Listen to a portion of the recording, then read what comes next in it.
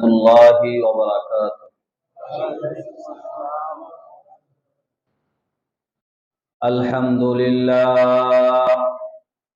الحمد لله نحمده ونستعينه ونستغفره ونؤمن به ونتوكل عليه ونعوذ بالله من شرور أنفسنا ومن سيئات أعمالنا. من يهده الله فلا مضل له ومن يضلله فلا هادي له.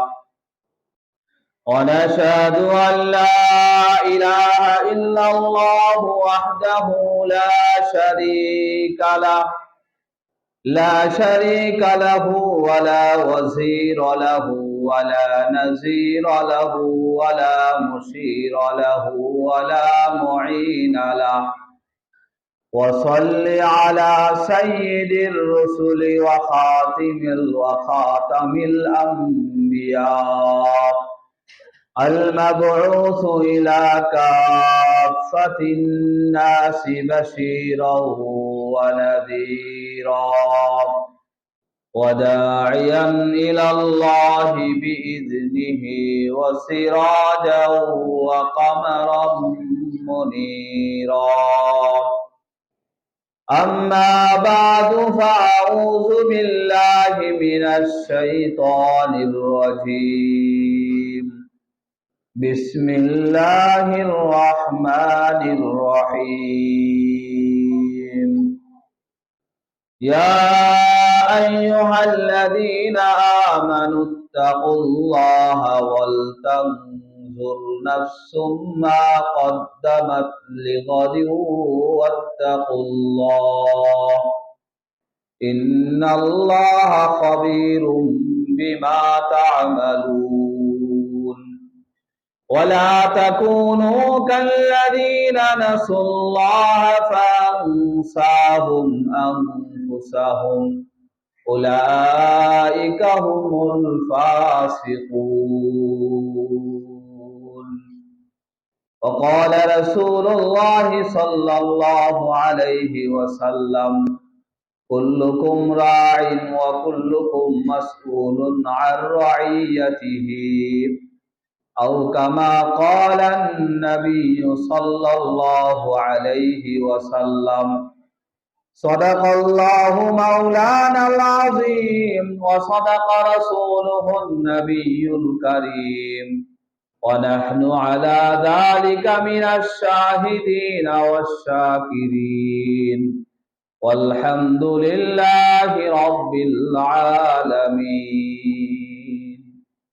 সকলেই মহব্বতের সাথে সর্বকালের সর্বশ্রেষ্ঠ সর্বশেষ বিশ্বনবী মুহাম্মদুর রাসূলুল্লাহ সাল্লাল্লাহু আলাইহি ওয়াসাল্লামের উপর জবান খুলে প্রাণ ভরে মহব্বতের সাথে দুরূদ ইব্রাহিম পড়ি, যে দুরূদ আমরা নামাজের মধ্যে পড়ি। আল্লাহুম্মা সাল্লি আলা মুহাম্মাদিন ওয়া আলা আলি মুহাম্মাদ كما صليت على إبراهيم وعلى آل إبراهيم إنك حميد مجيد. اللهم بارك على محمد وعلى آل محمد كما باركت على إبراهيم وعلى آل إبراهيم إنك حميد مجيد.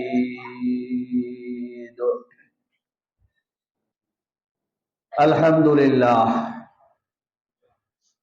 সাতুল্লাহ জামে মসজিদের ও যুব সমাজের উদ্যোগে আয়োজিত আজকের এই ইসলাহি মাহফিলের সম্মানিত সভাপতি, উপস্থিত হযরত উলামায়ে কেরাম, আমার কলিজার টুকরা যুবক ভাইয়েরা, আমার সামনে উপবিষ্ট বেরাদরানি ইসলাম এবং পর্দার আড়ালে বাসা বাড়িতে অবস্থানরত আমার মা ও বোনেরা, মহান রব্বুল আলামিনের দরবারে অসংখ্য অগণিত শুকরিয়া যে মহান রব্বুল আলামিন আমাদেরকে পৃথিবীর সর্বশ্রেষ্ঠ জায়গা আল্লাহ তাআলার ঘর মসজিদে নিজে সংশোধন হওয়ার নিয়তে আত্মা শুদ্ধির জন্য আল্লাহ পাক আমাদেরকে বসার তৌফিক দান করেছেন। এই জন্য আমরা সকলে হৃদয়ের হৃদয়স্থল থেকে, অন্তরের অন্তঃস্থল থেকে শাহীদ আল্লাহ তাআলার দরবারে, শাহী দরবারে কালিমাতুশ শুকর আদায় করি, আলহামদুলিল্লাহ। আমরা যারা মুসলমান, আমাদের সকলেরই প্রাণের দাবি, আমাদের মনের ইচ্ছা এবং আমরা জবান দ্বারা প্রকাশও করি, আমরা সকলেই জান্নাতে যেতে চাই। নাকি এতে দ্বিমত আছে কারো? আমরা যারা যুবক, তাদেরও ইচ্ছা আমরা জান্নাতে যেতে চাই। যারা আমরা বৃদ্ধ, তারা আমরা জান্নাতে যেতে চাই। যারা 5 ওয়াক্ত নামাজ পড়ি, তাদেরও ইচ্ছা আমরা জান্নাতে যাব। যারা নামাজ পড়ে না, তাদেরও ইচ্ছা আমরা জান্নাতে যাব। এবং জাহান্নাম থেকে আমরা সর্বশ্রেণীর মানুষ মুক্তি চাই। সকলেই আমরা জান্নাত চাই আর জাহান্নাম থেকে মুক্তি চাই। এই দুই কথার মধ্যে কারো কোনো দ্বিমত আছে? ব্যবসায়ীরও ইচ্ছা, চাকরিজীবীরও ইচ্ছা, যিনি রাজনীতিবিদ, অর্থনীতিবিদ, কৃষক, শ্রমিক, মজদুর, যে মুসলমান, মুসলিম মা বোনেরা, সকলেরই ইচ্ছা যে পরিশেষে কোনো একটা রাস্তা দিয়ে যেন আমার ফায়সালা জান্নাতে হয় আর জাহান্নাম থেকে যেন আমি মুক্তি পেয়ে যাই। কথা ঠিক না ঠিক? আর এই দুটো জিনিসকে অর্জন করতে হলে আমাদের দুটা জিনিসের দরকার, বেশি না। দুইটা জিনিস অর্জন করতে গেলে কয়টা জিনিস দরকার? দুইটা। সূরাতুল আসর, সূরাতুল আসরি, ছোট্ট একটা সূরা, কোরআনুল কারীমের সবচেয়ে ছোট সূরা 2-3টা, সূরাতুল কাউসার, এরপরেই সূরাতুল আসর। ওয়াল আসরি ইন্নাল ইনসানা লাফি খুসর ইল্লাল্লাযীনা আমানু ওয়া আমিলুস সালিহাতি ওয়া তাওয়াসাউ বিল হাক্কি ওয়া তাওয়াসাউ বিস সাবর। এই ছোট্ট সূরার ব্যাপারে ইমাম শাফি রহমতুল্লাহি আলাইহি বলেছেন, কোন মুসলিম যদি শুধু এই সূরাটাকে নিয়ে গবেষণা করে, এটার তরজমা, এটার ব্যাখ্যা বিশ্লেষণ করে, আর এটাকে সামনে রেখে তার ব্যক্তি জীবন, সাংসারিক জীবন, পারিবারিক জীবন, রাষ্ট্রীয় জীবন, ব্যবসায়িক জীবন, কৃষি জীবন, সে যেই যা করুক না কেন, শুধু এই সূরাটাকে সামনে রেখে যদি সে কাজ করে, তার সমস্ত কার্যকলাপেই ইবাদতে গণ্য হয়ে যাবে ইনশাআল্লাহ। এবং তার দুনিয়া এবং আখিরাতে মুক্তির জন্য এই একটা সূরাই যথেষ্ট। তাহলে আমাদেরকে জান্নাত যেতে হবে, আমরা সকলেই জান্নাতে যাওয়ার আশা করি, জাহান্নাম থেকে মুক্তি চাওয়ারও আশা করি। এই দুটা জিনিসের জন্য দুটা জিনিস দরকার। আজকে এটা যেহেতু ইসলাহি মাহফিল, কি মাহফিল? সবাই জবান খুলে বলি একটু, ইসলাহি মাহফিল। এটা গতানুগতিক ওয়াজ মাহফিল না। ওয়াজ মাহফিল আর ইসলাহি মাহফিলের মধ্যে একটু বেশ কম আছে। ইসলাহ শব্দের অর্থ হলো অন্যের সংশোধন করা। ইসলাহ শব্দের অর্থ কি? অন্যের সংশোধন করা। আরেকটা শব্দ হইল সলাহ। সলাহ শব্দের অর্থ হইল নিজের সংশোধন করা। এই ইসলাহি মাহফিলের বা ইসলাহি মজলিসের মূল কাজই হলো দুটা: নিজের সংশোধন, অন্যের সংশোধন। কয়টা কাজ? একটা হলো নিজের সংশোধন, আর একটা অন্যের সংশোধন। এই দুটা কাজ যদি করতে পারি আমরা, এই দুটা কাজের বিনিময়ে আল্লাহ তাআলা আমাদেরকে জাহান্নাম থেকে মুক্তি দিবেন এবং জান্নাতে প্রবেশ করার মতো সুবিধা, প্রবেশ করার মতো নির্ধারিত যে পদ্ধতি আল্লাহ তাআলা আমাদেরকে দান করবে।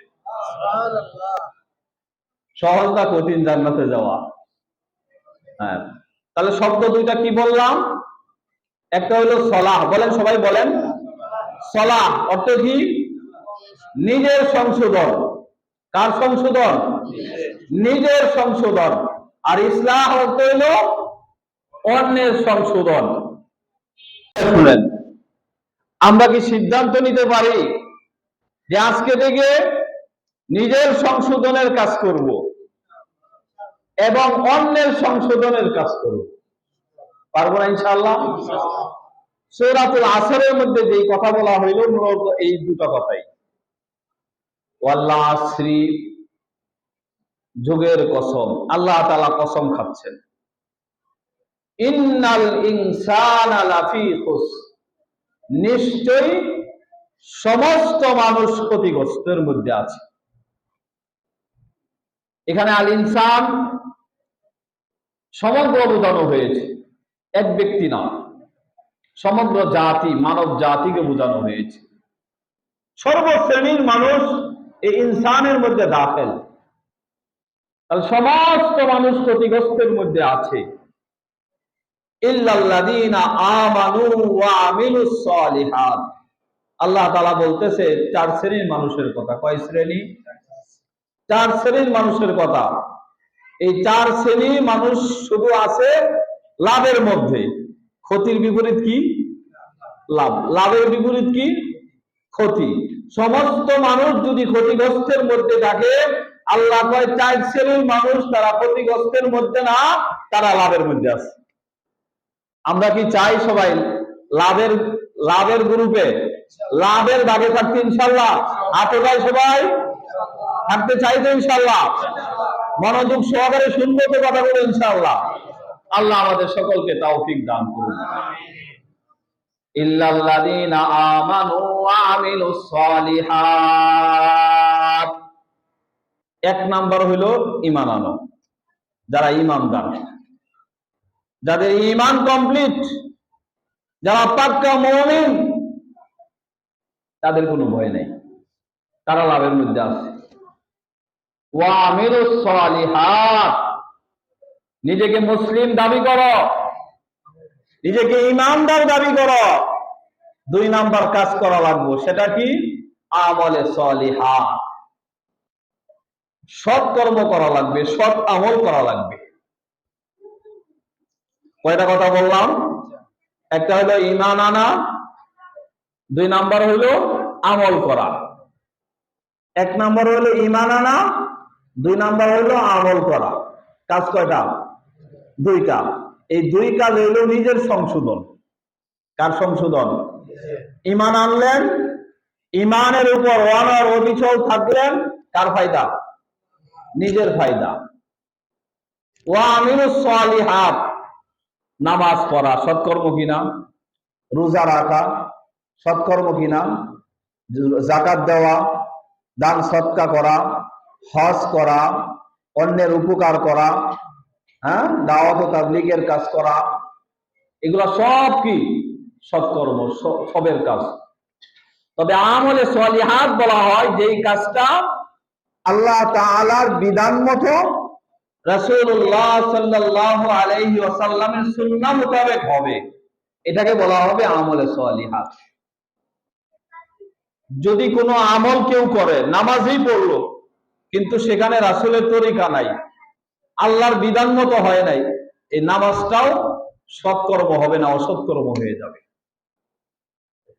রোজা রাখাটা যদি আল্লাহর বিধান মতো, রাসূলের তরিকা অনুযায়ী না হয়, তাহলে এই রোজাটাও হয়ে যাবে বেআমল, সৎকর্ম না হয়ে অসৎকর্ম হয়ে যাবে। এক্সাম্পল, ঈদের দিনে রোজা রাখা জায়েজ না না জায়েজ? ঈদের দিনে রোজা রাখলে সওয়াব হবে না গুনাহ হবে? তাহলে রোজা রাখলেও গুনাহ আছে। নামাজ পড়লেন, আল্লাহর বিধান হইলো মাগরিবের নামাজ 3 রাকাত, কয় রাকাত? এখন যদি কয় কি আমার সওয়াব হবে না গুনাহ হবে? এরকম প্রত্যেকটা কাজেই, সবের কাজেই অনেক মানুষ বলে না এই মিলাদ শরীফ পড়ে হুজুর কি সমস্যা, ভালো কাজই তো। আরে ভাই, তুমিও কোরআন হাদিস পড়ছো, আমিও করছি, তুমিও আল্লাহ সন্তুষ্টি চাও, আমিও আল্লাহ সন্তুষ্টি চাই। ভালো কাজ হইলে আমারে বলো কিভাবে এটা ভালো কাজ আমি করি, অসুবিধা কি? হয়তো তুমি আমার কথা শোনো, আর না হয় আমার কথা আমাকে তুমি বুঝাইয়া তোমার বলে নিয়ে যাও, কোনো আপত্তি নাই তো। আল্লাহ তাআলার বিধান মতো হওয়া লাগবে প্রত্যেকটা আমল, রাসূলুল্লাহ সাল্লাল্লাহু আলাইহি ওয়াসাল্লামের সুন্নাহ মোতাবেক হওয়া লাগবে প্রত্যেকটা আমল, তাহলে এটা হবে আমলে সালিহা। কথা কি বুঝাইতে পারলাম? তাহলে ঈমান আর আমল এটা হলো নিজের সংশোধন, যেটা বলছিলাম প্রথম সালাহ, শব্দ মনে রাখবেন, নিজের সংশোধন। 3 নাম্বার ওয়াতাওয়াসাউ বিল হাক্কি ওয়াতাওয়াসাউ বিস সাবর, পরস্পরকে একজন আরেকজনকে সত্যের দাওয়াত দিবে। এখানে তাফসীরের কিতাবে বিভিন্ন ব্যাখ্যা লেখছে বিল হাক্কি, হাক্কুন শব্দের সহজ অর্থ হলো ঈমান ও আমলের দাওয়াত দাও। কিসের দাওয়াত? ঈমান আমলের দাওয়াত দাও, এই একটা তাফসীর। এটা সত্যের পথে থাকো, সৎ পথে থাকো, সতের মধ্যে থাকো। ওয়াতাওয়াসাউ বিস সাবর, একজন আরেকজনকে পরস্পরকে সবরের দাওয়াত দাও, ধৈর্যের দাওয়াত দাও। এটারও বিভিন্ন ব্যাখ্যা বিশ্লেষণ আছে। এক কথায় কেউ কেউ তাফসীর করেন তা'মুরুনা বিল মারুফ ওয়া তানহাউনা আনিল মুনকার, সৎ কাজের আদেশ করো, অসৎ কাজ থেকে বাধা দাও। আর একটা সহজ তাফসীর হলো নিজে ঈমান আনো, আমল করো, অন্যকে ঈমানের দাওয়াত দাও, আমলের দাওয়াত দাও। কয়টা হলো? 4টা জিনিস সহজ করে বুঝাইলাম। এই সূরার মূল বক্তব্য হলো 4টা। নিজে ঈমান আনো, ঈমানের উপর অনড় অবিচল থাকো, আমল করো, এটা হলো নিজের সংশোধন। তৃতীয় 4র্থ নাম্বার যে বক্তব্যটা, অন্যকে ঈমানের দাওয়াত দাও এবং অন্যকে আমলের দাওয়াত দাও, এটা হলো ইসলাহ, এই ইসলাহি মাহফিল। তাহলে মূল বক্তব্য পাইলাম নিজের সংশোধন, অন্যের সংশোধন। আর এই সূরাতুল আসরের মধ্যে আমরা মূল বক্তব্য এটাই পাইলাম, নিজের সংশোধন, অন্যের সংশোধন। নিজের সংশোধন কিভাবে?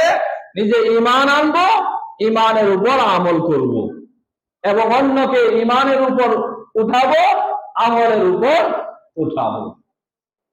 মুহতারাম হাজিরিন, এখন প্রশ্ন হতে পারে আমার এই দাওয়াতের, আমার এই দায়িত্বের গণ্ডিটা কতটুকু, পরিধি কতটুকু? নিজে আমল, নিজের ঈমান তো বুঝলাম, এখন অন্যের ঈমান আর অন্যের আমলের দায়িত্ব আমি নিব।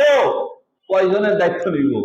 10 জনের, 20 জনের, 50 জনের, না 100 জনের? প্রশ্ন আসে না আসে না? এটার মূল উত্তর হলো, সহজ উত্তর হলো, আপনাকে আল্লাহ তাআলা সামর্থ্য দিয়েছে যতটুকু, আপনার দায়িত্বও ততটুকু। আল্লাহ তাআলা আপনাকে ক্ষমতা দিয়েছে যতটুকু, আপনার দায়িত্বও ততটুকু। কথাটা কঠিন হয়ে গেল নাকি? আর একটু সহজভাবে বুঝাচ্ছি। যিনি রাষ্ট্রপতি, ওনাকে আল্লাহ তাআলা দায়িত্ব দিয়েছেন পুরা দেশের মানুষকে সংশোধন করা। সে নিজে সংশোধিত হবে এবং পুরা দেশবাসীকে সেই রাস্তায় উঠাবে। রাষ্ট্রপতির দায়িত্ব কম না বেশি? বেশি। আমি যে হাদিসটা আপনাদের সম্মুখে তিলাওয়াত করেছি, কুল্লুকুম রাইন ওয়া কুল্লুকুম মাসউলুন আন রাইয়াতিহি। আমরা প্রত্যেকেই রক্ষক, আমরা প্রত্যেকেই দায়িত্বশীল এবং প্রত্যেককেই তার রক্ষণাবেক্ষণের ব্যাপারে, তার দায়িত্বের ব্যাপারে আল্লাহর কাছে জবাবদিহি করা লাগবে। একজন রাষ্ট্রপতি, সে রাষ্ট্রের প্রধান, তার দায়িত্ব পুরা রাষ্ট্র নিয়ে। একজন প্রধানমন্ত্রী, সে মন্ত্রীদের প্রধান, তার দায়িত্ব অতটুকু। একজন এমপি, তার এলাকা যতটুকু তার দায়িত্ব ততটুকু। একজন উপজেলা চেয়ারম্যান, একজন ইউনো, তার সীমানা যতটুকু তার দায়িত্ব ততটুকু। একজন ডিসি, এসপি, তার সীমানা যতটুকু তার দায়িত্ব ততটুকু। একজন ইউপি চেয়ারম্যান, তার সীমানা যতটুকু তার দায়িত্ব ততটুকু। একজন মেম্বার, সীমানা যতটুকু তার দায়িত্ব ততটুকু। একজন সমাজপতি, সমাজের মাতবর, সমাজের দায়িত্বশীল। একটা এলাকার মাতবর, এলাকার প্রতিনিধি, সে এলাকার দায়িত্বশীল। সে একটা মসজিদ পরিচালনা করে, পুরা মসজিদের মুসল্লিদের দায়িত্বের ভার তার কাঁধের উপর, সে মসজিদের দায়িত্বশীল। সে একটা প্রতিষ্ঠান পরিচালনা করে, তার রক্ষণাবেক্ষণের দায়িত্বের ব্যাপারে হিসাব দেওয়া লাগবে তার প্রতিষ্ঠানে। তার একটা মেল কারখানা আছে, তার একটা ফ্যাক্টরি আছে, তার দায়িত্ব, তার সামর্থ্য যতটুকু তার দায়িত্ব ততটুকু। কমসে কম আমরা এখানে যারা উপস্থিত হয়েছি, এই সমস্ত কোনো দায়িত্বই যদি আমাদের না থাকে, অন্তত একজন বিবির দায়িত্বশীল আমরা কিনা। এখানে যারা আমরা বিবাহিত, একটু হাতে যাই, কষ্ট দিই একটু। এখানে 2-4 জন বাদ সবাই তো বিবাহিত, কথা ঠিক না বেঠিক? অন্তত আমাদের একজন বিবি আছে, কি কন? সন্তান আছে, ছেলে আছে, মেয়ে আছে, আছে না নাই? অনেকের মা বাবা রিটায়ার্ড হয়ে গেছে, কাজ কাম করে না। এখন আপনি সন্তান হিসাবে আপনিই মা বাবার দায়িত্বশীল। যেটা বুঝাইতে চাইলাম আমি, অন্তত একটা সংসারের, একটা পরিবারের জিম্মাদার আমি, কথা ঠিক না বেঠিক? আমি আমার বাড়ির জিম্মাদার, আমি আমার ঘরের জিম্মাদার, আমি আমার বংশের জিম্মাদার। এতটুক জিম্মাদারি তো নেওয়া যায়, যায় না? যায় না? তাহলে নিজের আমল সংশোধন করব, নিজের আমল সংশোধন, নিজের ইমান সংশোধন করব, নিজের আমল সংশোধন করব, অন্যের ইমান সংশোধন করব, অন্যের আমল সংশোধন করব। কতটুকু? আমার পরিধির মধ্যে, সামর্থ্যের মধ্যে যতটুকু করবে ততটুকু, ইনশাআল্লাহ। পারবো তো ইনশাআল্লাহ? আসেন,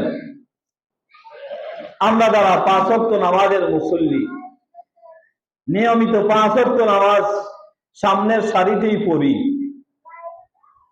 কিন্তু বিবি পর্দা করে না, এরকম মুসল্লি তো মনে হয় খুঁজে দিয়ে একদম পাওয়া যাইব না, কি করে? হ্যাঁ, পাওয়া যাইব? সব জায়গায়, সব জায়গায় পাওয়া যাবে। তাহলে বিবিকে পর্দা করা ফরজ কিনা? আল্লাহর আইন আমরা বিশ্বাস করি, পর্দা ফরজ, এই বিধানটা আমরা বিশ্বাস করি। কেউ যদি বিশ্বাস না করে তার ঈমান থাকবে না। রোজা ফরজ, এটা যদি কেউ বিশ্বাস না করে ঈমান থাকবে? নামাজ ফরজ, বালেগা হওয়ার পর বিশ্বাস না করলে ঈমান থাকবে? কেউ যদি নামাজকে নিয়ে তুচ্ছ তাচ্ছিল্য করে, রোজাকে নিয়ে তুচ্ছ তাচ্ছিল্য করে, হজকে নিয়ে তুচ্ছ তাচ্ছিল্য করে, আল্লাহ তাআলার ফরজ কোন বিধানকে নিয়ে তুচ্ছ তাচ্ছিল্য করে, তার ঈমান সঙ্গে সঙ্গে চলে যাবে। নামাজ পড়ে না, কিন্তু নামাজ ফরজ, পড়ার দরকার মানে তার ঈমানটা আছে, ফাসেক, সে পাপাচার, পাপিষ্ট, তার ঈমান আছে, কিন্তু নামাজকে নিয়ে যদি ব্যঙ্গ করে, তুচ্ছ তাচ্ছিল্য করে, তাহলে ঈমান থাকবে না।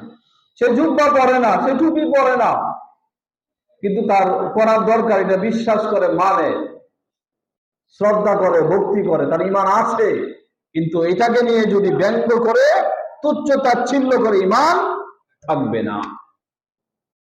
যে কথাটা আমি বলতেছিলাম, তাহলে আমার বিবিকে পর্দা পশিদার মধ্যে রাখা আমার দায়িত্ব কিনা, আমার কর্তব্য কিনা, এটা একটা ফরজ আমল কিনা আগে বুঝতে হবে। এটা আমল। আমার দরকার কি, জান্নাতে যেতে হলে, জাহান্নাম থেকে বাঁচতে হলে দুইটা কাজ করা লাগবে। একটা হলো নিজের ঈমান ঠিক করা লাগবে, আমল ঠিক করা লাগবে। তাহলে পর্দার হুকুম আল্লাহ তাআলার একটা ফরজ বিধান আমাকে মানতে হবে। অনেক ভাইয়েরা, অনেক মুরব্বী বাবারা মনে করে পর্দা মনে হয় শুধু মহিলাদের, পুরুষের পর্দা নাই। কি গণ না, আল্লাহ তাআলা কোরআনুল কারীমের আয়াতগুলোতে পুরুষের কথা আগে কইছে। পুরুষের দৃষ্টি নত করার জন্য আগে বলা হয়েছে, তারপরে মহিলার কথা বলছে। কিন্তু এখন এক শ্রেণীর মানুষ পর্দার আলোচনা করলেই মনে করে পর্দা মানে মহিলা, সে মহিলা পর্দা করবে। মহিলার পর্দার বিধানটা একটু ব্যতিক্রম, আমাদের পর্দার বিধানটা একটু ব্যতিক্রম।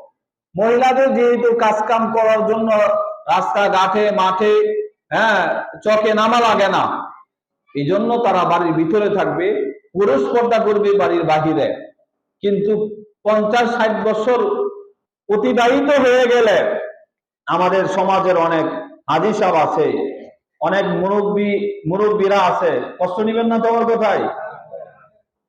এটা সংশোধনের মাহফিল, আমাদের ইসলাম দরকার না, ঠিক না? অন্তত নিজের ফায়দা হবে ইনশাআল্লাহ।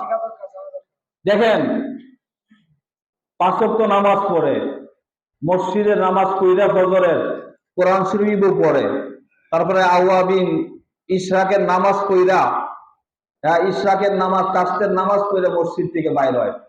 বাইরে কি করে, পাশের বাড়ির এক বাড়ি থেকে ঢুকে গিয়ে পান খায়, চা খায় বা কথাবার্তা বলে। কিন্তু বাবা, আপনার 50-60 বছর হয়ে গেছে, আপনার দৃষ্টি শক্তি ঠিক আছে, আপনার কুওয়াত ঠিক আছে, শক্তি ঠিক আছে, আপনার মনের চাহিদা এখনো ঠিক আছে, কিন্তু আপনি যে আরেক বাড়ি গেলেন, ওই বাড়ির বাইস্তার বউ, ওই বাড়ির নাতি বউ, এই যে আপনার সামনে আসতেছে, তারাও গুনাহগার হচ্ছে, আপনিও গুনাহগার হচ্ছেন। তাও 4টি গানি না, কবিরা গুনাহ হচ্ছে, এমনকি দেখার সাথে সাথে জিনার গুনাহ হচ্ছে। এটা হলো আমার মুরব্বী বাবাদের না জানা থাকার কারণে, অসতর্কতার গুনাহ হচ্ছে। মানে সে মনে করতেছে আমার নাতি বউ, আমার এই পোলা কি বাইস্তার বউ, আমার বাইগনা বউ, এই মানে খামখালির মধ্যে। কিন্তু আপনার এই যে রাত্রে শীতের সময় উঠতেছেন, ঠান্ডা পানি দিয়া ওযু কইরা, অন্ধকারকে সেট কইরা মসজিদ পর্যন্ত আইসা আল্লাহর কাছে কান্নাকাটি কইরা আপনি সব অর্জন কইরা ওই বাড়িতে গিয়া সব দিন দিলেন শেষ কইরা। এই 1 ঘন্টা 1.5 ঘন্টা আমল আপনার লেখা শুরু হইল, সব লেখা শুরু হইল। এই বই বাড়ি যাওয়ার পরে কবিরা গুনাহ লেখা শুরু হয়ে গেল। লাভ হচ্ছে না লস হচ্ছে? এই জন্য মুরব্বী বাবারে, যাদের কাজ কাম নাই, সাংসারিক কোনো দায়িত্ব এখন আর নাই, আছেন এরকম, অন্তত আপনারা বাজারে বসবেন না, দোকানদারে বসবেন না, এই বাড়ি সেই বাড়ি যাবেন না। অনেক বাড়ির মহিলারা আছে পর্দা করার জন্য চেষ্টা করে, কিন্তু এই কিছু বুড়া মুরব্বীর লেগে পর্দা করতে পারে না। সামনে না আসতে বলে এই বুড়া ভালো না, অহংকার করে, হিংসা করে। বাস্তব না অবাস্তব? ইসলাম আমাদেরকে বুঝতে হবে, ইসলাম মানতে হবে। আজকে সমাজে দেখেন না, বিয়া শাদী হইলে আগে উকিল বাপ ঠিক করা লাগে, পাগল হয়ে যায়। এই উকিল বাবের সাথে 1-2 বছর 3 বছর পরে সম্পর্ক লাগিয়ে যায়। নাউজুবিল্লাহ কইবেন না? বাস্তব, একবারে বাস্তব কথা বলতেছি। 8 বছর 10 বছরে 2টা সন্তান রেখে কয়েকদিন আগেও গেছে গা এই আশপাশি উকিল বাপের সাথে গেছে গা। নাউজুবিল্লাহ। ইসলাম মানার কারণে না মানার কারণে একটা মেয়েকে 18 বছর 20 বছর 22 বছর পর্যন্ত মা বাবা মাথার গাম পায়ে ফেলে লালিত পালিত করলো, বিয়ার দিন আরেকজন রেখে উকিল বাপ। আসলে এটা বুঝেই না উকিল বাপ কি জিনিস, বোঝারও চেষ্টা করে না। উকিলটা হইলো এটা গার্জেন, একজন অভিভাবক। আরে বাবা, আপনি 20টা বছর মেয়েটারে পালছেন, এখন আরেকজনের হাতে ওকালতি কেন দেওয়া লাগবে? বাবা যদি জীবিত থাকেন বাবাই হবেন, বাবা যদি জীবিত না থাকে চাচা হতে পারে, মাহরাম যার সাথে দেখা সাক্ষাৎ জায়েজ, আপন মামা হতে পারে, বাস। দাদা থাকলে দাদা হতে পারে, নানা হতে পারে। উকিল বাপ, এটা আসলে না। উকিল একজন গার্জেন। উকিল কি? একজন গার্জেন। গার্জেন এমন মানুষ হবে যেই মানুষটা এই মেয়েকে দেখাশোনা করতে পারবে হরদম সব সময়। মামার সাথে পর্দার কোনো সমস্যা নাই, মামা হবে। আপন চাচা, তার সাথে সমস্যা নাই, সে হবে। দাদা থাকলে দাদা হবে। অনেক সময় আছে না, বাবার চাইতে দাদা অনেক বেশি বুঝে, বুঝমান, দাদা হবে, নানা হবে। তাহলে তার অন্তত গুনাহ হইল না আমাদের। বাবা থাকতে জি দরকারই নেই কোনো। বাবা থাকলে বাবাই হবে, এটাই বেশ উত্তম। এরপরেও যদি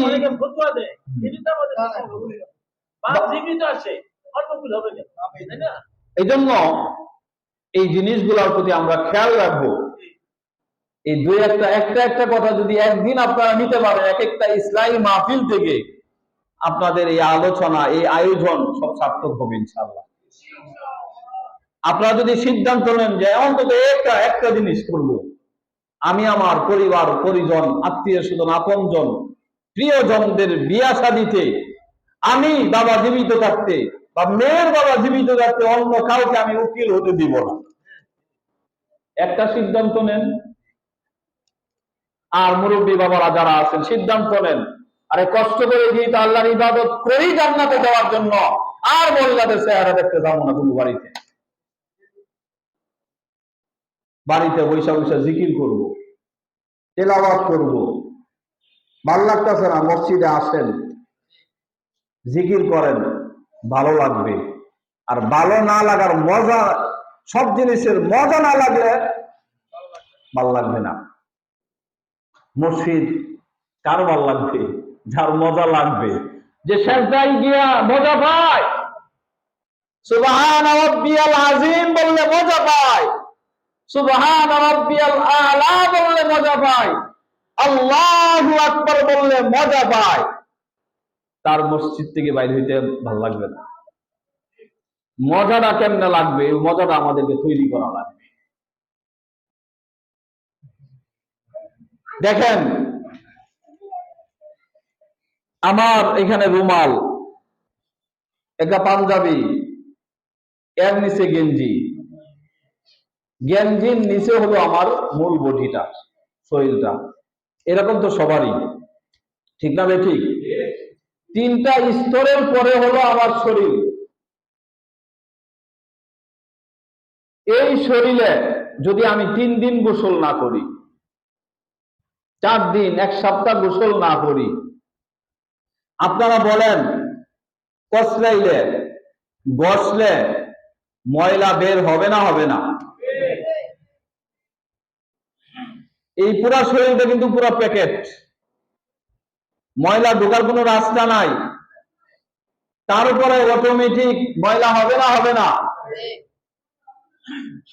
একটা আবরণ পড়বে না পড়বে না? না, এটাও বাস্তবতার বাহিরের কথা। বাস্তব কথা কিনা? এই যে আপনাদের মসজিদ, দরজা আছে, জানালা আছে, এই দরজা জানালা যদি খোলা থাকে, যেই পরিমাণ ময়লা ঢুকবে, সব যদি বন্ধ থাকে, তাহলে ওই একই পরিমাণ ঢুকবে না কম ঢুকবে? ময়লা কম ঢুকবে। যেই জিনিসটা যত বেশি সংরক্ষিত থাকবে তাতে ময়লা তত কম ঢুকবে। এই জন্য যারা বড় বড় হাসপাতালে গিয়েছেন, যে সমস্ত হাসপাতালে আইসিইউ আছে, লাইফ সাপোর্টার আছে, এই আইসিইউ রুমগুলা কিন্তু একেবারেই সংরক্ষিত, শীতাতপ নিয়ন্ত্রিত। ওই সমস্ত আইসিইউ রুমে যদি ময়লা ঢুকে তাহলে ক্ষতিগ্রস্ত হওয়ার সম্ভাবনা অনেক বেশি।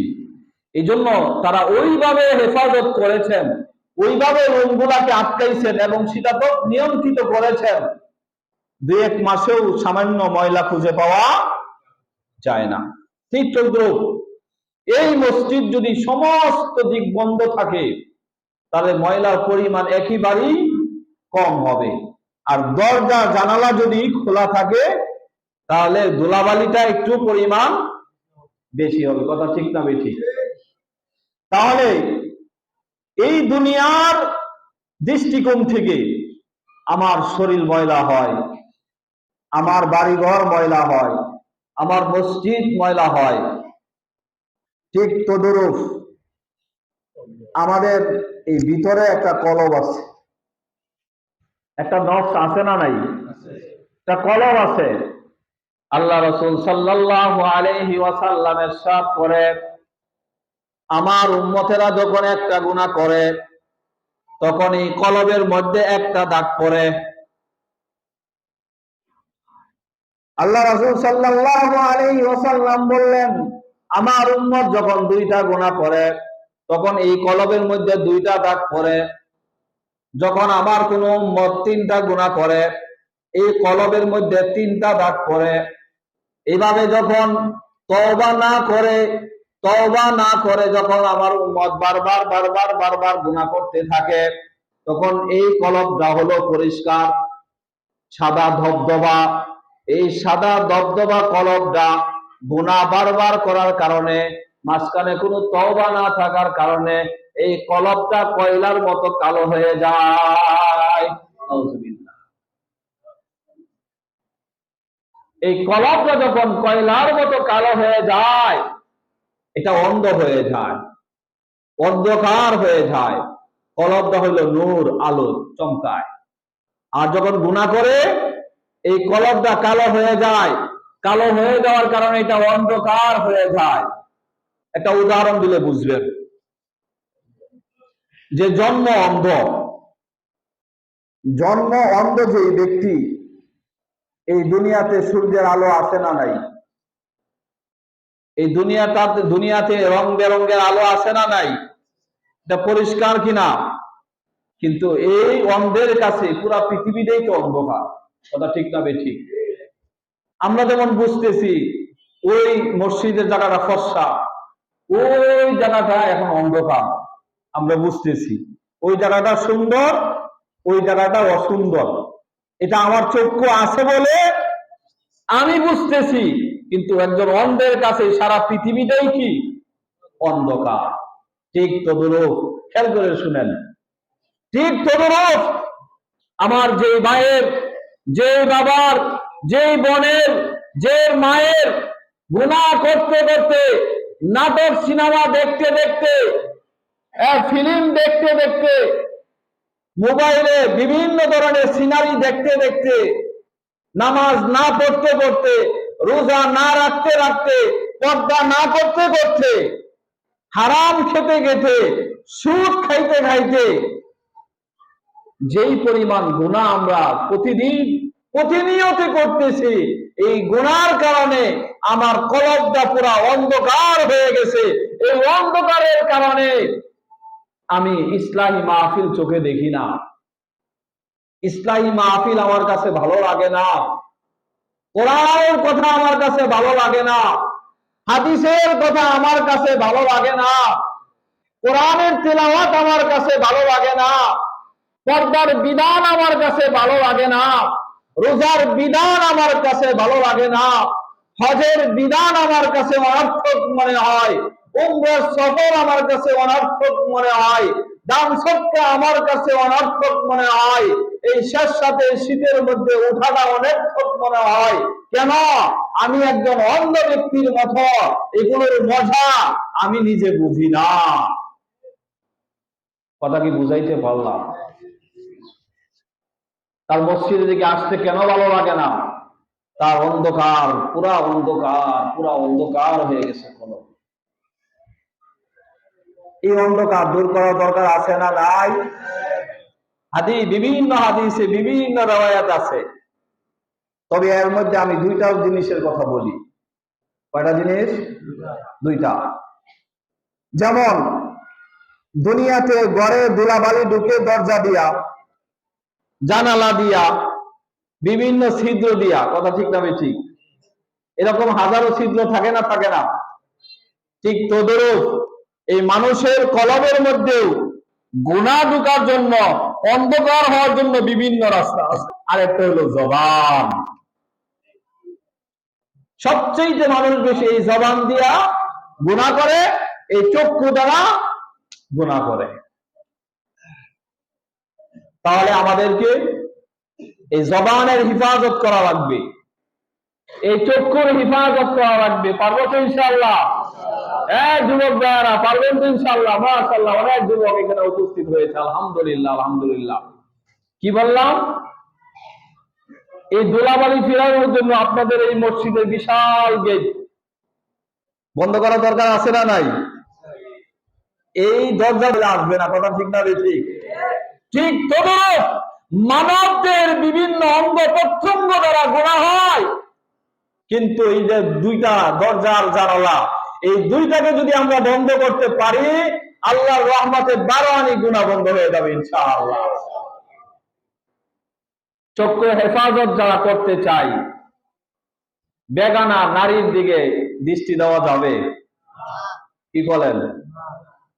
বাবির দিকে? বাবি বাবি নিজের মানুষ না। বাবির দিকে যত দৃষ্টি দিবেন তত গুনাহ বেশি হবে। দেবরকে বলা হয়েছে হাদিসের ভাষায় মৌত, মৌত, মৃত্যু। জানি জম, এটা জম। বাবির জন্য দেবর হইলো জম। সাপ মনে করা লাগবে, এটা রেখে দূরে থাকা লাগবে। বাবির সাথে দেখা সাক্ষাৎ করা যাবে না। কত সমস্যা আমাদের সামাজিক ভাবে। এই কিছু মানুষ মানবতার দৃষ্টিকোণ যে আমরা 4টা ভাই একসাথে থাকবো, আমরা পাঁচ ভাই বোন একসাথে থাকবো, একটা সমস্যা। আর থাকবেন, ইসলামে নিষেধ নাই, কিন্তু পর্দার হুকুম মেনটেন করে আপনাকে চলা লাগবে। 4 বার একসাথে থাকবেন, একসাথে রান্না হবে, একসাথে খাবেন, কিন্তু পর্দা মেনটেন করা লাগবে।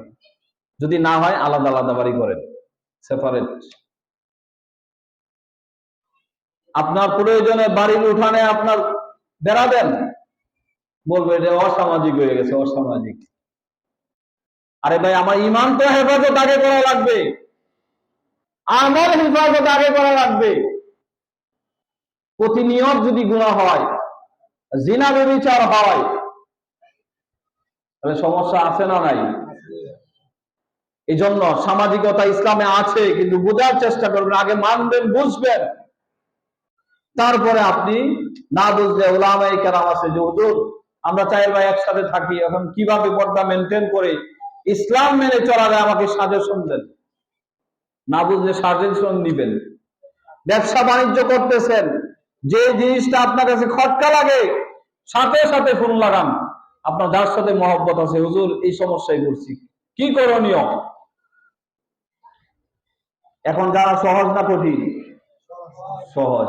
আল্লাহ আপনার মনের অবস্থাটা দেখবে, দেখবেন আপনি এই যে হক সত্যটা তালাশ করার জন্য আপনার মন একটা আগ্রহ সৃষ্টি হয়েছে, এটা আল্লাহর বড় মেহেরবানি। দেখবেন আল্লাহ তাআলা আপনার ব্যবসা বাণিজ্যের মধ্যে, খেত কামারের মধ্যে আল্লাহ তাআলা খায়ের বরকত দান করবে ইনশাআল্লাহ। এই জন্য যুবক ভাইয়েরা, মোবাইল ব্যবহার করতে তো হবেই, এটা নিষেধ করা যাবে না একবারে, তবে এটা ব্যবহার করবেন, অপব্যবহার না। ব্যবহার করেন, অপব্যবহার না। আমরাও ব্যবহার করি, তেলাওয়াত শুনি, তেলাওয়াত করি।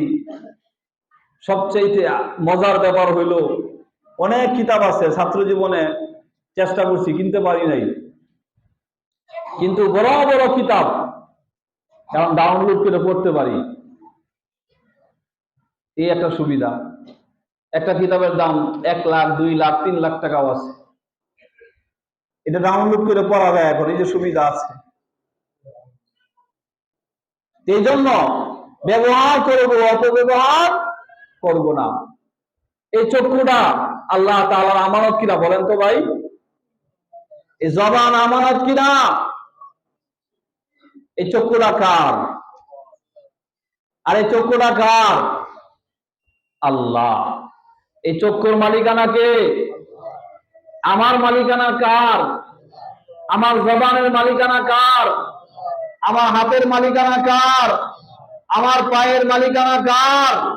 আরে জোরে বলেন না কার? আল্লাহ। আমি হইলাম বুক দখলদার। এই চক্ষুরা দখলে আমার, আসল মালিকানা আল্লাহ। এই জন্যই তো যে কোনো সময় গুতা লাগিয়া অ্যাক্সিডেন্ট করে চোখ জায়গা, পা জায়গা, হাত জায়গা, এগুলার বুক দখলদার আমি। কিন্তু আমার প্রত্যেকটা অঙ্গ প্রত্যঙ্গের মূল মালিকানা কার? এই মালিক যে, সে যে কোনো সময় যা ইচ্ছা তাই করতে পারে। কি কন?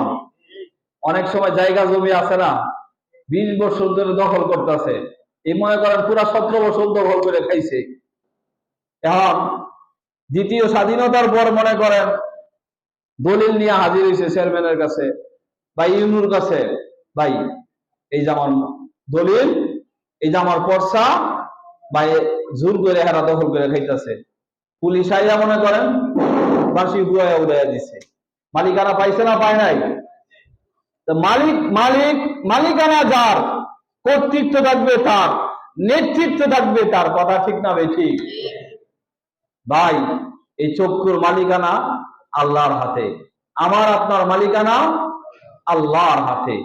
তাই এই চক্ষুটা আমার কাছে আমানত, এই জবানটা আমার কাছে আমানত। ভাই তোমার আমার মতো এই যুবক, তোমার আমার মতো মানুষের অঙ্গ প্রত্যঙ্গ নাই, আমার চারপাশে এরকম আছে না নাই? আল্লাহ যদি আজকে রাতে তোমার চক্ষুটা নিয়ে যায়, তুমি আল্লাহর বিরুদ্ধে কোনো মামলা করতে পারবা? এই যাওয়ার পথে পড়ে গিয়ে পাওয়াটা ভেঙে গেছে, ডাক্তার বললো যে পাওয়ার না কাটলে আর বাঁচানো সম্ভব না। কাটবেন না? কাটবেন না? তাহলে এই যে মালিক, উনি জানেন কোন সময় কি করবেন না করবেন। কথা ঠিক না রে? ঠিক। ঠিক তদ্রুপ আপনার বিবি ভরণ পোষণ আল্লাহ তাআলা আপনার মাধ্যমে দেন। কথা ঠিক না ঠিক? আপনার সন্তান আল্লাহ তাআলা আপনার কাছে আমানত রেখেছেন। এই আমানতের যদি রক্ষণাবেক্ষণ ঠিক মতো করা না যায়, কাল কিয়ামতের ময়দানে আল্লাহর কাছে আমাকে আপনাকে জবাবদিহি করা লাগবে। এই জন্য যুবক ভাইয়েরা, এই চক্ষু হেফাজত করবো তো ইনশাআল্লাহ? নাটক দেখবো না তো ইনশাআল্লাহ? সিনেমা দেখবো না তো ইনশাআল্লাহ? অশ্লীল বেহায়াপনার ছবি দেখবো না তো ইনশাআল্লাহ? নিয়ত করতে পারি না ইনশাআল্লাহ? এই কান বুক দখলদার আমি। কাদের আসল মালিক কে? আল্লাহ। ইন্না সামা ওয়াল বাসারা ওয়াল ফুআদা কুল্লু উলাইকা কানা আনহু মাসউলা। আল্লাহ আলাদা আলাদাই বলছে। ইন্না সামা এই কানের, ওয়াল বাসারা চক্ষু, ওয়াল ফুআদা এই অন্তরের, এই প্রত্যেকটা অঙ্গ প্রত্যঙ্গের আল্লাহর কাছে হিসাব দেওয়া লাগবে। তাহলে এগুলো আল্লাহ তাআলার পক্ষ থেকে নিয়ামত কিনা, আমানত কিনা? তাহলে এই রক্ষণাবেক্ষণ করবো তো ইনশাআল্লাহ? করবো তো ইনশাআল্লাহ? এই জবান দ্বারা মানুষকে গালি দিব না তো ইনশাআল্লাহ? এই জবান দ্বারা কাউকে যদি গালি দেই, আমার বাবাকে দেই, কষ্ট পাবে না পাবে না? এই জবান দ্বারা যদি আমার চাচাকে গালি দেই, কষ্ট পাবে না পাবে না? আমার চাচাতো ভাইকে যদি গালি দেই, কষ্ট পাবে না পাবে না? প্রতিবেশীকে যদি গালি দেই, কষ্ট পাবে না পাবে না? রিক্সাওয়ালাকে যদি গালি দেই, কষ্ট পাবে না পাবে না? মিশোওয়ালাকে যদি গালি দেই, কষ্ট পাবে না পাবে না? বাসওয়ালাকে যদি গালি দেই, কষ্ট পাবে না পাবে না? কি কম আমরা দেই না দিই না? হ্যাঁ, আপনি দুইটা হুন্ডা নিয়ে যাইতেছেন, চারজন মিললে, চারজন একসাথে থাকলে এমনি তো শক্তি। একটু বাজারে গেছেন, মিশুকটা একটু উল্টা পাল্টা করছে, কয় একবারে দিমু তারে। আরো কিছু কিছু কহে সাথে, কয় না কয় না? আরে ভাই, এই যে গাড়িটা দিলা তুমি, তুমি তো চারজন একসাথে, তোমার শক্তি মনে হইতেছে 10 জনের শক্তি তোমার গায়ে আছে। আল্লাহর হস্তে এগুলা করা যাবে না। এই জবানটারে হেফাজত করো, জবানটারে হেফাজত করো। এই জবানের হিসাব আল্লাহর কাছে দেওয়া লাগবে। পারবো না নিজেকে কন্ট্রোল করতে ইনশাআল্লাহ? দুইটা জিনিস, জবানটা হেফাজত করেন। এই আল্লাহ দেওয়া জবান, আল্লাহর কত নিয়ামত আমরা খাই, কি কর, এই ভালো ভালো জিনিস, পবিত্র জিনিসগুলা খাই। এই পবিত্র জিনিসের সাথে আবার অপবিত্র জিনিসও খাই। কেউ কেউ খায় না, খায় না? ভাই, আল্লাহ আপনাকে দিয়েছেন, এই আল্লাহ নিয়ামত খাবেন, শুকর আদায় করবেন। যখন আল্লাহ নিয়ামত কম পাবেন, তখন ধৈর্য ধারণ করবেন, শুকর আদায় করবেন, আল্লাহ নিয়ামত বাড়াইয়া দিবেন, জান্নাত দান করবে, নাই সবর করবেন, নামাজ পড়ে আল্লাহর কাছে জান্নাত। সুবহানাল্লাহ। ভাই, এই জবান দ্বারা নেশা করবো না তো ইনশাআল্লাহ? সিগারেট খাইলে কি নিয়ামতের শুকর হবে না অকৃতজ্ঞতা হবে না শুকর হবে? সিগারেট খাবো না তো ইনশাআল্লাহ? তারপর আরো কত হিরোইন, বাবা, ইয়াবা, আরো জটিল জটিল জিনিস। আহা ভাই, আল্লাহর কাছে এগুলা জবাব দেওয়া লাগবে। আমরা এগুলার কাছেও যাবো না তো ইনশাআল্লাহ? যাবো না তো ইনশাআল্লাহ? এই চক্ষু, সবচেয়ে বড় কথা হইল, যেই মানুষটার সাথে চললে, যেই মানুষটার সাথে থাকলে আল্লাহর কথা মনে পড়ে, আল্লাহর রাসূলের কথা মনে পড়ে, দ্বীনের কথা শুনতে মনে চায়, দ্বীনের পথে চলতে আমার জন্য সহায়ক হয়, আমরা এই সমস্ত মানুষদেরকে বন্ধু হিসাবে গ্রহণ করব ইনশাআল্লাহ। পারবো তো? যুবকরা, যার সাথে চললে আমার চারিত্রিক চরিত্রের পদস্খলন ঘটে। আমি নেশা করতাম না, এই আব্দুল্লাহর সাথে যাওয়ার কারণে আজকে আমি নেশার পথে যাচ্ছি। আমি কোনোদিন সিগারেট হাতে নিয়ে দেখি নাই, আমার বংশের মধ্যে সিগারেট নাই, কিন্তু এই আব্দুর রহিমের সাথে চলার কারণে আস্তে আস্তে আমার সিগারেট হাতে আসতেছে। ভাই, মনে করতে হবে, সে আপনার বন্ধু না, সে আপনার বড় দুশমন। একটা ছেলে নম্র ভদ্র, সেই বংশীয় ছেলে, বংশ ভালো, মা বাবার ইজ্জত সম্মান, বংশের ইজ্জত সম্মান আছে, কিন্তু ওই বাড়ির আব্দুর রহিমের সাথে চলার পর থেকে দেখা যায় যে ছেলেটা কোনোদিন মেয়েদের দিকে তাকাইতো না, এখন রাস্তায় খাড়াইয়া ইফটিজিং করে। কিসের কারণে? সঙ্গের কারণে। বাংলায় একটা কথা আছে না নাই? সৎসঙ্গী স্বর্গবাস, অসৎ সঙ্গী সর্বনাশ। যুবক ভাইরা, তোমাদের দুই পায়ে আমার হাত থেকে বলছি, এরকম সঙ্গীকে তুমি বর্জন করো, এরকম সঙ্গী থেকে তুমি দূরে থাকো। যেই সঙ্গীর সাথে চললে ইসলামী মাহফিলের ব্যবস্থা হয়, ওয়াজ মাহফিলের ব্যবস্থা হয়, মসজিদ মাদ্রাসার খেদমত হয়, সমাজের বিধবাদের খেদমত হয়, সমাজের অসহায় মানুষের খেদমতের পাশে দাঁড়ানো যায়, দেশের ছিনর বন্যা দেখা দিলে তাদের পাশে দাঁড়ানো যায়, ওই সমস্ত যুবকদের সঙ্গ নেও। যাদের কাছে থাকলে আখিরাতের কথা স্মরণ হয়, মরণের কথা স্মরণ হয়, সৎ কাজের তৌফিক হয়, অসৎ কাজ থেকে নিজেকে বাঁচানো যায়, আল্লাহর কথা স্মরণ হয়, আল্লাহর পরিচয় লাভ করা যায়, নবীর পরিচয় লাভ করা যায়, এই সমস্ত সঙ্গীকে আমার জীবনের সঙ্গী হিসাবে আমরা বেছে নিই। পারবো তো ইনশাআল্লাহ? পারবো তো ইনশাআল্লাহ? কিন্তু যার সাথে চললে আমার আল্লাহকে ছাড়তে হয়, আমার নবীকে ছাড়তে হয়, আমার ইমাম সাহেবকে গালি দিতে হয়, আমার দেশের উলামায়ে কেরামকে গালি দিতে হয়, আলেম উলামাদেরকে দুশমন বানাইতে হয়, এলাকার মুরব্বীদেরকে দুশমন বানাইতে হয়, ওই সমস্ত সঙ্গীদের থেকে নিজেকে বিরত।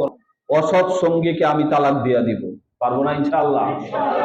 দেখবেন ইনশাআল্লাহ আপনার জীবনের মধ্যে একটা আমূল পরিবর্তন আসবে, জীবনের মধ্যে ভাই একটা মজা পাবেন। আপনি 9টা 10টা বাজে যদি ঘুমায়া যান, ফজরে আজান দিলে যদি আপনি উঠে যান, এই যে এই ঘুমটার মধ্যে একটা শান্তি, আপনি সারাদিন ঘুমাইয়া শান্তি পাইবেন না। এখন মুরব্বী বাবারা যাদের কাজ কাম নাই, এছাড়া নামাজ পড়া খাইয়া লইয়া ঘুম দেয়, কেউ ওইটা তাহাজ্জুদ পড়ে, কেউ আজান দিলে আর বিছনায় থাকে না। এই লোকটা কিন্তু আর সারাদিন না ঘুমাইলেও চলে, হয়তো কাজ কাম নাই, একটু ঘোরাঘুরি করে মাঝে মধ্যে, কিন্তু দিনে তেমন একটা ঘুম যায় না মুরব্বীরা, ঠিক না কথা? কিন্তু দেখবেন এই ঘুমটা যদি যুবক ঘুমায়, তার মন ঠিক থাকবে, তার মস্তিষ্ক ঠিক থাকবে, তার আচার ব্যবহার ঠিক থাকবে। আজকের যুবকেরা সারা রাত না ঘুম দেওয়ার কারণে, রাত 12টা 1টা 2টা পর্যন্ত মোবাইলের পিছনে আমল করার কারণে 8টা 9টা বাজে ঘুম থেকে উঠায়, মেজাজও ভালো থাকে না, মজাজ খিটখিটে হয়ে যায়, আচার ব্যবহার ভালো না, মা বাবার সাথেও ভালো আচরণ করে না, নিজের পরিবারের সাথে ভালো আচার ব্যবহার করে না, মেয়েরাও মহিলারাও তাদের স্বামীর সাথে ভালো আচরণ করে না, কারণ সে সময় মতো ঘুম না দেওয়ার কারণে তার মেজাজ খিটখিটে হয়ে গেছে, মেজাজের মধ্যে লোকসানি চলে আসছে, তার মেজাজ আগের মতো মেজাজ নাই। আপনি দেখবেন বর্তমান সমাজে, আপনি সারাদিন মোবাইলটা বন্ধ রাখেন, আজকে দেখবেন আপনি 3 দিনের কাজ 1 দিনে করে ফেলাইছেন। আজকে আমরা নিয়ত করি যে এশারের নামাজ পড়িয়া আমি আর বাহিরে থাকবো না, আমি ঘরে চলে আসবো, দেখবেন গুনাহ কমে যাবে। যুবক, গুনাহ কমে যাবে। হ্যাঁ, ফোন দিয়েছে গেছে গা। এই জন্য মুরব্বীদেরকে বলবো কন্ট্রোল করেন। হুজুর কি করু, কথা শুনে না, কি করু, বিবি কথা শুনে না, পর্দা করে না, কি করু, এই অভিযোগটা আছে না নাই? কই থেকে কম কই, কি করু? আরে ভাই, যেই বিবির নিয়ে সারাদিন সারা রাত থাকো, যেই বিবির জন্য এত মেহনত করো, এত ভরণ পোষণ করো, যা চাই তাই দাও, কথা শুনবে না? মানে শোনাইতে হবে। আপনার সন্তানের জন্য আপনি সব যা করেন, এই যে এত মেহনত কষ্ট, একটা কথা বলেন তো, আমরা যেই পরিমাণ দুনিয়ার জন্য মেহনত করি, আমি একা একটা মানুষের জন্য এত মেহনত দরকার আছে? একটা মানুষ চলার জন্য এত মেহনত দরকার আছে?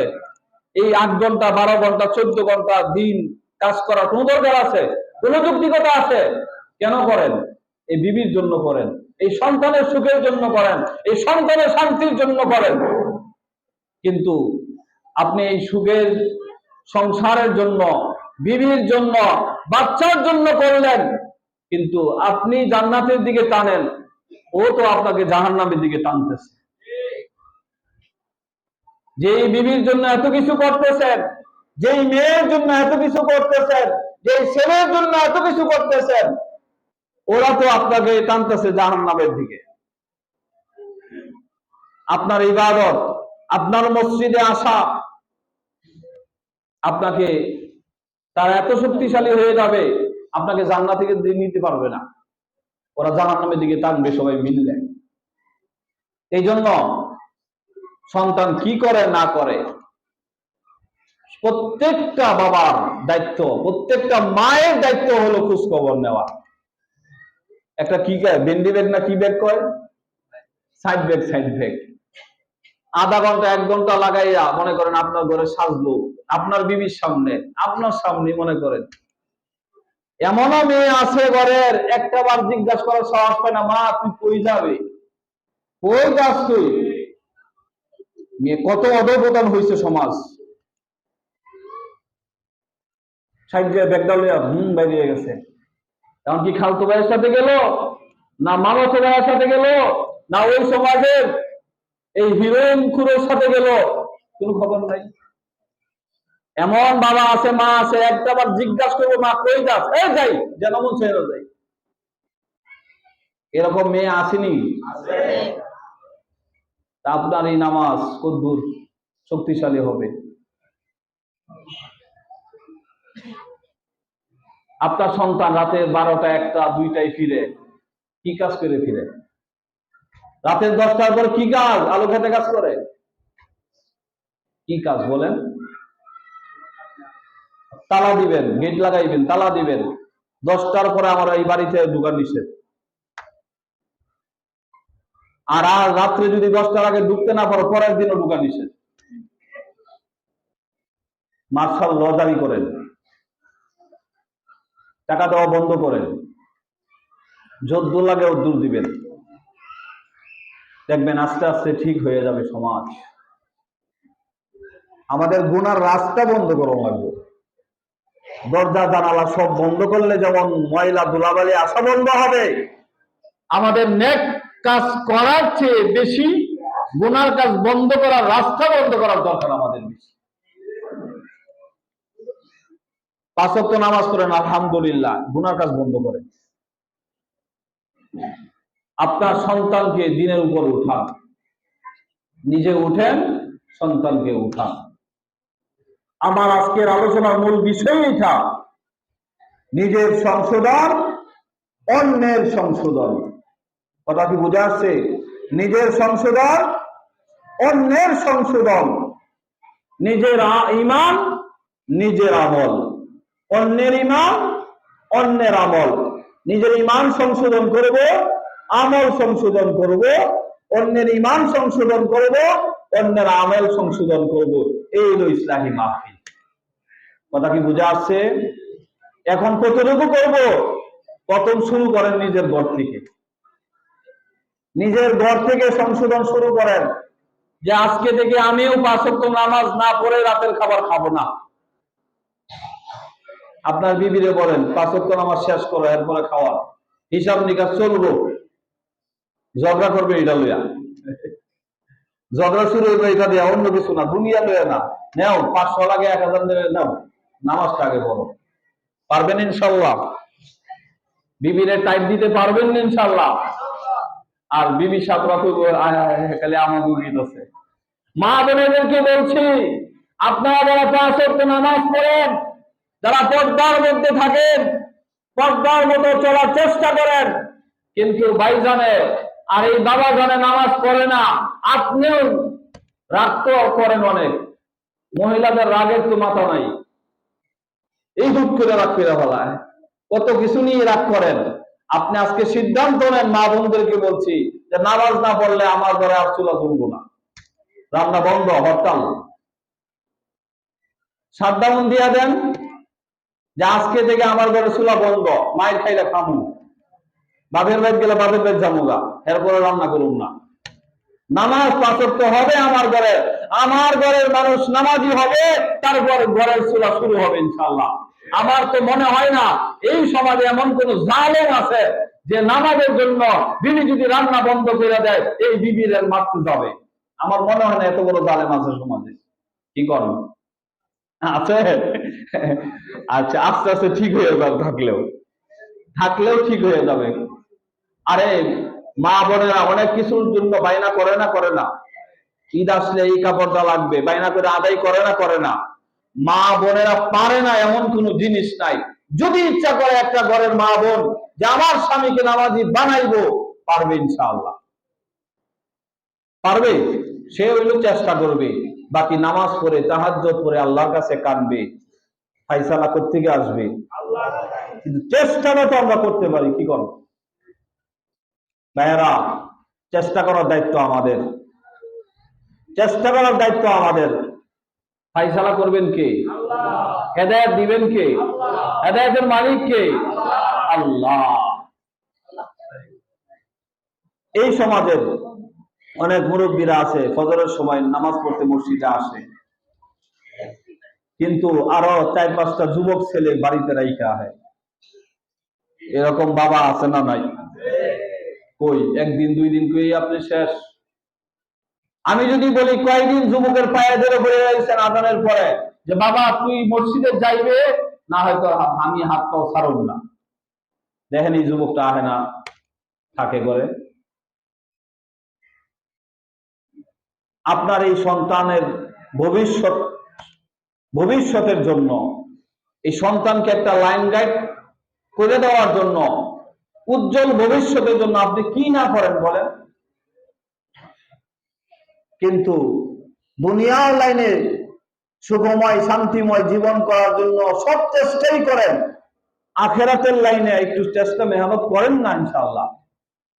বাবা সোনা পাখি হাতে মাথা ধুইরা 1 দিন 2 দিন 3 দিন না হয় বাবা দর্শি আজকে আমার সাথে মসজিদে যাইবে, না হয় তোর পাও আমি ছাড়ব না।